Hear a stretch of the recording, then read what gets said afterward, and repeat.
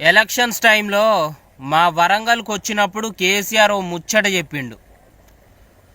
నేను మాట తప్పితే నన్ను రాళ్లతో కొట్టి సంపుర్రి అన్నాడు. ఇప్పుడు కేసీఆర్ తప్పిన కొన్ని మాటలు చెప్తా ఇనుర్రి. ప్రతి మండలానికి 100 పడకల ఆసుపత్రి అన్నాడు, ఇంకా కట్టలేదు. ప్రతి నియోజకవర్గానికి 200 పడకల ఆసుపత్రి అన్నాడు, నియమించలేదు. ప్రతి పార్లమెంటు స్థానానికో 1000 పడకల ఆసుపత్రి, ఆ 7 కొండల వారికే తెలుసు. దళితులకి 3 ఎకరాల భూమి ఎవనెవనికి ఇచ్చిండో నాకైతే తెలియదు. 1,00,000 ఉద్యోగాల హామీ, దాని ప్రస్తావనే లేదు. ఇప్పుడు కనీసం నిరుద్యోగ భృతి నిండా ముంచి కూసున్నాడు.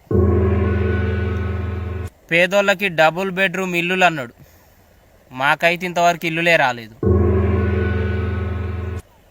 దళితుని సీఎంని చేస్తా అన్నాడు, 2 టర్ములు అయితే అంది ఆయనే సీఎం ఉన్నాడు.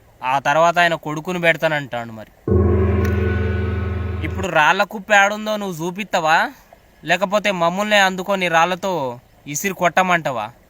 కేసీఆర్ సారు చెప్పురి మీరే.